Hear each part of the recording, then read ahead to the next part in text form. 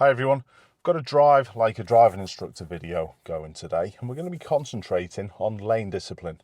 So let's get going.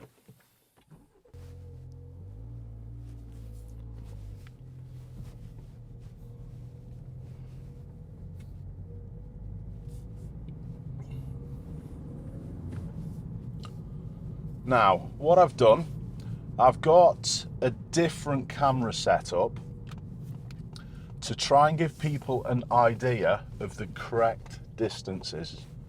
I've got my normal dash cam, and that's quite a wide angle. I don't actually know the exact angle that this VFO A139 Pro front camera works at. I don't know. Most dash cams are quite wide, and I've done plenty on the channel to explain the distortion of dash cams both in distance and in speed. So to do this video properly, I felt as though I needed to get a proper camera out. What's this lady doing? Is she all right? Let's just help the cat out. Okay, so yeah, to get this done properly, I felt as though I needed to get a true perspective camera. So I've got my main camera set up just to the left hand side. It's slightly to the left. I've had to set it there because it's too much of an obstruction if I set it any further towards the center, because it's a big unit. So it's still tucked behind that left pillar, so it's no different than the left hand A pillar for me. But we do get an idea of the difference between the VFO dash cam and the real view. This is a camera that is set, in fact, I've set it at the wrong level. I am just going to park in and just fix this because it's a cropped censored camera, and I've set it to 50mm and it's not. It should be around about 35. Give us 1 second. Good job I talked about it, wasn't it? So let's zoom out to 35. Back in a smidge, back out a touch. There we go. We're pretty good there now. So the difference we can probably see as I'm just sat here, the difference between what we see dash cam and what we see real view is quite dramatic. So we're going to be looking at lane discipline with the proper view, and I'm going to give people an idea of the decisions, whether or not that I'm going to stay out, whether or not that I'm going to come back in. And we're going to be spending most of the time up on the motorway. So I'm going to get going again, and then we will we'll head up onto the M57. I might do a couple of lengths of it, to be fair. I might drive to one end, turn round, drive down to the other end, turn round, and then come back. And that'll probably be enough to give us a good idea. So off we go. My car has warmed up a little bit now. It's pretty lumpy when you first turn this Focus ST on in the mornings. The Golf used to rev what I used to call hot. It used to over rev, but this does seem to be a little bit lumpy. So lane discipline, first of all, let's have a little talk about it. When do you use the right hand lane? Well, there's a few times. When you're turning right, when you're overtaking, and if you're doing neither, you should be to the left. So I'm not catching anyone at the minute, so staying in the left. There is an obstruction a little bit further up the road, and I'm slightly catching these vehicles, although I am going to hold back and make sure that they are going to be able to get out if they're wishing to proceed ahead, just like the learner is a little bit further, and the silver one perfect. But yeah, this right lane, quite simply, it's for overtaking and turning right. The motorways are a little different. I am going to move back to the left. People may say, oh, with the roadworks. Well, if you just use one lane to queue at the lights, only half the traffic can actually get through that sequence. So I've got no issues with being in the left and then finding my way back over. No need to signal there. The vehicle in front's totally fine as well. So this scenario, I've got a set of traffic lights. Again, I'm more than likely to be not overtaking people, so I'm going to check and come back in. Don't need to signal it's a given that you should come back in, and most of the time when you come back in, if you do it straight away, just literally just check your mirrors and move across. I'm not going to say that you'll never need to signal, but a signal left in that scenario would make people think or doubt that I was taking that other little side road. So this section of road is quite straightforward. It's unlikely that I'm going to be going faster than many people, and that's usually the case in 30s that I find. The most people in 30 limits drive at 35, and then most people honestly on 40 limits still drive at 35. They're quite one-paced people a lot of the time. So just a little word about this position. This straddle position on a dual carriageway is fine, but here really it's not wide enough. So normally I'd be in lane 2 in that situation, but because I could see it was clear and I was going to come back, that half and half position that I was in is just showing people that a little bit further up I'm going to come back in. So I'm just going to hold this position. It's a way of communicating with people. So we've still not needed to use that right lane for any overtaking. I'm not turning right until I get on the motorway. That situation with the SUV to the left-hand side, sometimes if it's really clear and you see that really early, you can find your way out into lane 2. This scenario is quite similar as well. If people are turning or parking in, notice the confusion with the signal there. But if people are doing that, if you can see it early enough, by all means do a lane change, keep the flow going. Lane discipline is all about flow, and not flow just for one type of people, well, not type of people, just not for one class of people on one particular road. Didn't even say that right. Not flow for just one road. That's more like it. It's got to be best flow for everyone. So got to be thinking of that, and that's effectively what lane discipline is for, so other people can progress. You don't need to be judge and juror over people breaking speed limits because you're doing the limit they shouldn't be overtaking. I see that all the time, even in the comment section, and it's wrong. Let people do what they want. If they want to go faster and get caught by the police, so be it. All right, just don't restrict flow. Flow's key. So a bit further up, I am going to be heading right up onto the motorway, and I'm looking for the best opportunity. This Audi to my right hand side is turning right. I'm not going to lane change yet through the lights, but I am going to do it now. Just made sure the Audi hadn't changed their mind and come back with a little shoulder glance. A lot of the time you don't need to check your shoulder when you're lane changing if your mirrors are set correctly and you're watching, but there are certain situations where you do need to. Again, it's one of those things just like signalling. Don't get into a habit of doing it because you're not really appreciating what's going on and what you're looking for. So I got into that lane at a time that suited best traffic flow. Sometimes you're going to leave it later. That might be if there's not much traffic and there's a few faster vehicles coming down in lane 2. So be it. All right.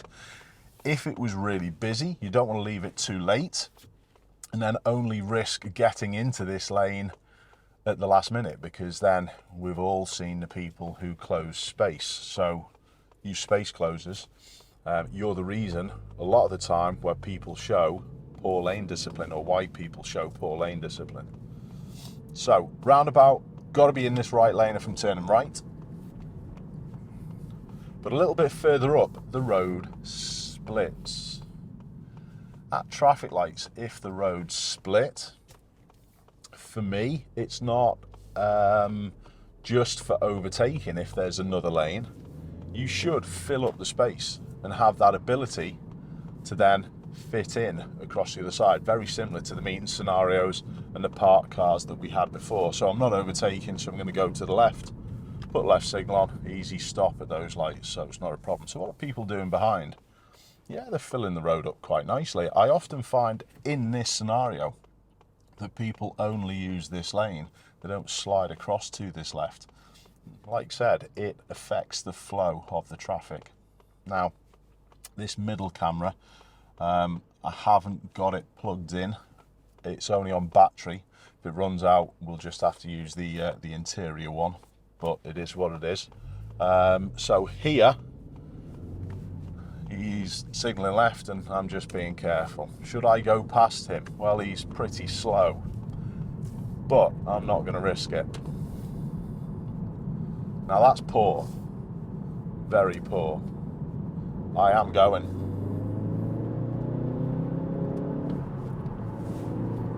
Use the power to get out of there. It was much safer rather than be bunched in that to be out and gone. I know not everyone's got the power that I've got underneath my right foot with the Focus ST, but that scenario, it was important to get going. So I'm here in this lane simply because the left lane heads off. We can all see that. The markings can also tell us that. The gantries can also tell us that. And that plays a massive part in lane discipline as well. I am going to try and do 70 all the way through. So I'm catching, so I'm out, and I'm going past in lane 2. No issues. So totally fine. I'm catching people. Now we've got a decision to make after the van with the 4-wheel drive a bit further up, and I don't think I'm catching the 4-wheel drive significantly enough. Does it look different on the dash cam compared to the real view? I think you'll find it looks quite a lot different. So I am slightly catching this 4-wheel drive in front, and now I'm fine with the lorry. I'm past the lorry's not going to be coming out of there. Now, what should the 4-wheel drive in front do? It should move back. And I'm not going back to the left because I'm catching this one. This 4-wheel drive should have moved to this left-hand side, in my opinion. But I'm not going to get pissy over it. I am just going to have a little right signal and head myself out. Notice the length of time that the 4-wheel drive has taken to go past that one, but really, is it any different than what I'm doing here in lane 3? It's not really. If you're catching people and you're overtaking, try and do it briskly. However, stay put if you're catching people. Now, to come back in, I am definitely going to left signal. The reason being is I know it doesn't affect those behind. It could affect this lorry driver in front. I've got back in at a good time as well to make sure it could be seen. And we're good. Is it worth me coming back into the left lane with this lorry a bit further up and the 3 larger vehicles in lane 1? No, absolutely not. I'm now catching the coach. The van is now catching slightly in lane 3, and I'm just going to slow and hold back. I've created a bit of space, and now I can get back out again, but I'm still growing the gap in front. It wasn't brilliantly planned by this lorry driver, but I'll fix it. Again, I'm going to come back in, just mindful of where I come back in with this lorry here. I'm coming back in the area where I can be seen. Should I come back in with the situation here? Well, not really, because I'm catching this coach again. So there's no point going in there to then have an issue to then come straight back out. And that's what people have got to try and understand. Coach driver, personally, I don't think they're a problem there. They are catching the vehicles in lane 1. They're quicker than those vehicles, so not a problem. I'm just going to give the car a little squirt up to 72 on my dash. That's, I know on my GPS, that's probably 68, 69 miles an hour in this particular car. Personally, I don't think that's an issue. Notice the time that I was choosing to come back in there to the left as well. In between the lorries, making sure it could be seen by that one, but ahead of the other one. Now, should I come back in this scenario? Well, I could do, but I'm going to be going back out at what time? Let's have a little look. See how long I'm in this lane. Personally there, that was borderline. May have even stayed out with the amount of traffic that was behind me. Because now look, if this van to my right hand side, and even look at the Focus, that's the problem that I've caused, and now I'm half boxed in. So I've got to slow right down and now head back out because of that one in front. So you will get people who will come back into this middle lane and slow down. So should I come back in? Absolutely not in this scenario, because if we see the gantries up ahead, the left lane's heading off. So for a recent video that I did, all people saying I was a middle lane hog, get a life. You need to really give your head a wobble. There's no inner world that you should be in there coming up to that gantry. It's not the case. That lane heads off. I'm clearly talking to people and showing people where I am going. You don't have to be in there and at the last minute dive out. It's not the case. Still plenty of flow. People can still get past, not interrupting flow for anyone. Unlike this Ford Focus did to me a little bit before. So think on what they did. They moved back in and then slowed down. This one to the left. So I'm going to continue ahead.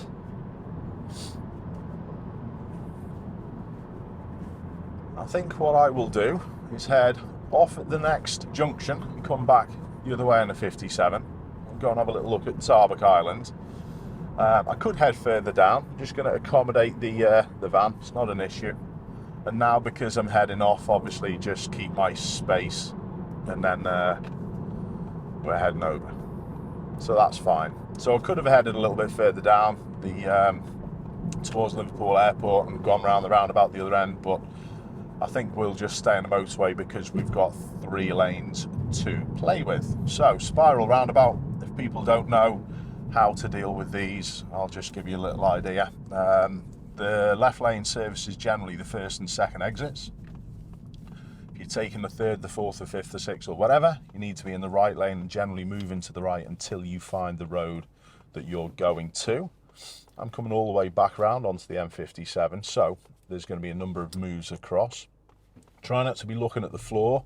You shouldn't be in a situation where you're in the left lane and then having to move over. And have a look at this here. If I wanted to go to Cronton from this lane, the third exit, I would just stay here, but I'm not. I'm going to go further around. So the Cronton turn was to the left side of the roundabout, but you needed the right lane to get there. When I was learning to drive, these spiral or gyratory roundabouts weren't really a thing. Didn't get taught anything about it, but there's a generation of people my sort of age and around my sort of age, 30s and 40s and 50s, that don't really understand how these work. I see so-called professional drivers, lorry drivers and bus drivers doing these terribly. It's probably because they're of a similar generation and haven't got taught anything about it. So don't look at the floor, look nice and far. I've still got to head further to the right. We can see that by the signs underneath the bridge. It's the right lane that takes me to the M57 again. So again, I'm heading across to the right. It now says M57 on the floor, which generally means the road planners don't always get it right. I'm taking the signal off. The road planners don't always get it right, but it generally means I will not have to filter across again. I'm just making sure there's no one coming from this left side. I'm just giving myself a little bit of self-protection with the vehicles to the left. We're good. And now we can see by the sign, I don't need to head to the right any further. I stay put, and that's why I took the signal off just a little before. This left lane heads off towards Heighton, and then I become the left lane. So I'm just aware of this lorry. Again, I'm going to try and use the lorry to my left as a little bit of protection, and then I'm going to make sure I'm not in his blind spot. I'm happy with the road to the left, so I'm going, and I'm out in front. That's just in case the lorry driver got it wrong and wished to move across. Everyone's been pretty good on that little lap of Tarbuck Island, and I am going to put a left signal on. It's the only way I can go. Why am I left signaling? I hear incorrect information from even some of the advanced organisations on this, that you don't need to left signal here. It helps. It helps these vehicles to the right-hand side know distinctively that I'm heading off to this left-hand side. If it helps, put it on. Doesn't matter. People do get too wrapped up with not signalling because they don't have to. I'm watching this vehicle, the lorry, Stericycle to my right. I'm making sure I'm not catching, so I'm adjusting speed. Is this lorry catching the other vehicles in front? Maybe not, so it should come back in. So I'm ready to swap with this lorry. I am going to head out into the middle lane because we've got a little bit of a slower traffic, and I'm going to try and use lane 3. When's the best gap after the Golf is perfect. So when the Golf's alongside, I will then signal no sooner, leave it on for a number of seconds, wait till the Golf's out in front enough, and then I'll be growing my gap with the Golf as I gently accelerate. No issues. Okay, let's have a little look at other people's lane discipline. We can't all drive in lane 1. For maximum flow, we've got to utilise all lanes, and that's another thing that people are terrible at. They're just commenting, it should be lane 1. No, they shouldn't. You can't get all the volumes that we have on our motorways using lane 1. There has to be a section of using lane 2. Now, the van or minibus has just sped up, so I'm changing my mind. Just making sure I'm aware of the lorry and where it was. It was a little bit awkward that. I had to slow a little bit. But that's okay now. Am I going to come back in? No, I'm not. I'm staying put. With the traffic flow around me and what's happening here, I'm slightly catching the Volvo. I am slightly catching the lorry, and the Volvo's going round the lorry now. And now I'm slightly catching this minibus, which has decided just to back off a little touch. So, don't be too rushed and go straight back in. You've got to think about it. You've got to work out the flow of the traffic. Remember, lane discipline is all about best flow. I'm doing 70 miles an hour. The lorry in lane 1's obviously not. I'm ready to go out to lane 3 here in case the lorry puts a signal on, just because of the junction, because my view was blocked. I couldn't see what was going on. Now, should I come back in? Not quite yet. I am going to have a look and a little shoulder check in that situation, because my lean forward and look in the left mirror wasn't sufficient. I'm now catching this one again, but I think that move back was all right. If you're going to be in here for 10, 15, 20 seconds, by all means, time to head back out again. But sometimes doing that in certain traffic flows will then restrict you from being able to get back out into lane 2. So, all the space closers, like I said before, some of this is down to you, the people who close space and think that they own the road, they've got priority. It's not the case. Flow for everyone, so important. So I'm obviously catching the lorry out into lane 3. Didn't need a shoulder check that time because I was constantly aware of what was going on to the right. Lorry was slightly in my lane, so I was just ready to deal with him. So I was leaning across his wheel a bit. Now I am gonna come back in, but I'm wary of the red lorry. Is the red lorry gonna get around the Home Bargains lorry? I'm gonna go back in, but I'm just gonna be ready to abandon and go back out there, because that could be the case. I'm just ready for it. No one's here, and I probably would have stayed out a little longer if the traffic had have been a little heavier. So again, each of these situations is specific to your surroundings. Keep watching around and make different decisions depending on what you're seeing. That's what driving's all about. Okay, so no issues here. I'm not going to go back to lane 1 behind the lorry. How different did it look on dash cam compared to the proper camera in that situation? Quite different. I'm ready to go out to lane 3 just in case the lorry wants to come across, because the left lane heads off. When should you be heading out of that? I would say when you see the signs. 2/3 of a mile away is fine. It's just like a junction exit. You don't want to be leaving it to the last moment. I usually say if I'm taking a junction, I will not leave it later than the half-mile marker to get in. And it's the same sort of thing if I'm going to get out. I don't want to be leaving it to now to then get out, obviously with the road markings as well. If you do, there's always going to be the late people coming back in. You're just going to be causing conflict and increasing risk. So, no problem, we're totally fine. We are catching the lorry. What about this one? I'm slightly reducing now for best flow. I would like this van past me before then I'm going to move out. How many of you would have done that there? I don't think that many. I think most people just continue on at their speed and then deal with things when they're in front. Am I going to come back into the left lane here? There is a junction to left, no way in the world with the Mercedes. Now I'm just going a little faster, 73 on my speedo, because I wanted to make sure I was seen. And now I'm going to put a left signal on. Mercedes is okay. And now I'm just going to wind that speed slowly back in again. so it's no more than 70 on my speedo. Am I encouraging speeding? Absolutely not, but it was vital in that situation. That's why you need that little bit of a leeway. Now, knowing the world, I'm coming back to the left with the lorry there. The lorry should have moved back in a little sooner than that. That's poor lane discipline. Can't see in front of him now. There was nothing in front of him. He was just a little bit slow with it. And now, again, because of lane discipline, I'm thinking, with the next junction coming up and the flow around me, what should I do? I'm going, staying put. I'm staying here. There's nothing going on. There's no reason for me to come back in. I'm going to make sure this is safe first.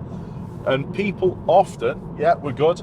People often then think, don't have to give way to them. They've got to fit out. They've got to give way to me. That's when they don't bother helping out. They don't think of best flow. And that honestly frustrates the hell out of me. People's mindset with those slip roads. To give way, their problem, not mine. Jesus, give me strength. Okay, so lane discipline now. I'm gonna head back in. The little DS up ahead is getting on with it. Doing 68 miles an hour on my speedo, so it's not worth a move out. It's not worth an overtake. I'm totally fine with where I am. Now we're going to have a little look at this scenario. And I think what I'll do, rather than coming back up on the motorway, I'll head back towards mine, just on the normal roads, and have a little look at lane discipline. We'll head down the past the Asda and back up, past in front of the racecourse towards mine. So this is an awkward one though. If you were turning towards Ormskirk A59 at Switch Island up at the end here, I'm down to 50 before the signs, and because people don't, that then makes it really difficult for you to take your time to move across. Again, it depends on different traffic conditions. At the moment, there's no one following, so it's a dead easy task of just sitting here, and honestly, I could leave it to leaving a little bit later. But if traffic's a bit heavier, you may very well have to position yourself over earlier. You don't want to leave your lane changing down to the end. Like I said, half a mile, get yourself in that particular lane. So, would have been dead easy there, to be honest. It's not usually like that coming at the end of the M57, but there it would have been fine. So don't think when people are positioning early, when they see the gantry, first of all, they're positioning out in lane 3. Don't be screaming at them that they should be back across to lane 1. Again, go and give your head a wobble. So, lane discipline. I'm not overtaking people in the left, fine, but I am turning left, and there's 2 lanes around the corner. Just watching this one now. And there's that arriving at the same space at the same time. If you just slow down, risks are done with. They're finished. So, not overtaking, not turning right, fine in the left-hand lane. Now, what I'm going to do here is I am going to go into lane 2. Nothing wrong with me filling up all the road space. I'm just aware of this one again. They don't know where they're going, so I'm just showing a little bit of caution here. So nothing wrong with being in this lane. Anticipating the lights. I don't think we're going to be that much longer either. Oh, we are. Green man's on to the left-hand side. The green light, I can see it over to the far right as well. So there's no in the world it's going to let traffic go this way just yet. That green man's got to go off before it's going to let us go. No issues. Green light's still on that right hand side. It's just changed. Green man's gone off into gear. So I'm going to get away and out accelerate this van. But I've got to make sure that it's good all around the junction. Nothing wrong with using a little bit of power, checking signalling and coming back in. No problem. Going to do the same. Going to make use of the road space. People don't do this well enough. Like I said, a lot of that traffic's probably going to be turning left, whether it be here or just over the hill into the retail shopping park, but people don't use the road space well enough. I'm not saying if you were going to the shopping park that you should be planning to be here. But sometimes, if you can see a big line of traffic on that left-hand side with left signals on, use the other space and have that ability to change your acceleration and fit into a space. But again, people don't like doing that because of the space closures. You can see that it grinds my gears. Share the roads. It's what driving should be about. People talk about priority too much.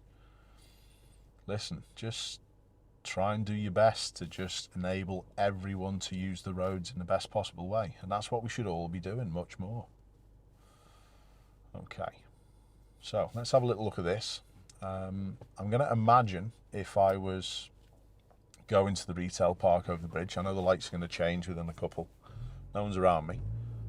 Van's in front. I'm watching closely where this private hire is going. Now, I think the bus is going to cause me a little problem. I would have gone in there if I was going to the retail park. I would have adjusted my speed and gone in that little space. But we're okay. No one's close behind. I'm not going to come back to the left lane yet, although I'm past the bus, because if the lights change, I jump on the brakes, the bus has got a big problem. I am going to come back into the left lane now, though. Not a problem. Best flow. What should I do here? Holding back, giving myself options. I've got options to that side. I'm not going to lane change across the junction, but I can do now. Bus is slow, so use the road, use the lanes, and then again, do I need to come back in? Yes. Do I need to signal? Not in that situation. But remember, sometimes you may do. It's not a always or never. So, I hope that has been useful. I hope it's given you a little insight into the different perspectives of dash cams compared to real view. And remember, we've got an APS-C Sony camera set at 35mm. That's about the same as a full frame camera at a 50mm lens, or with a 50mm lens. So that's approximately what our eyes see. Hopefully you've been able to get onto what I'm talking about regarding that. I was just aware of this guy. I am doing a left at the next set of lights, but I'm always aware of people slowing down when the traffic's flowing in front of them. So yeah, hopefully you've got an idea of what you should be doing lane discipline. It's not as soon as you've overtaken someone straight back to the left. No, it's not. There's much more to it than that. There's many more parts of the puzzle that you've got to look at before you decide to come back in. So just get observing more. It's not black and white. It's always specific to the situation. Thanks a lot for watching, everyone. Keep safe. If you haven't done already, please press that subscribe button, like the video, and please do consider checking out memberships for the channel. We've got 3 different stages. Just if you're appreciative of the stuff and the work that I put into the channel, there's an option for that. But there's 2 other ADI training levels. There's a part 2 level where there's much more of this sort of driving. It's probably not quite at the standard, some of it, that I've just shown there, but it's me training people to try and get closer towards that standard. That's the part 2, ADI part 2, and then if you're learning to be a driving instructor, or in fact if you're a driving instructor and you'd like some CPD, please check out the 3rd level of memberships. Your support is massively appreciated. It allows me the freedom to go off and try and get my message out to more and more people, so thank you. Keep safe, and I'll see you soon.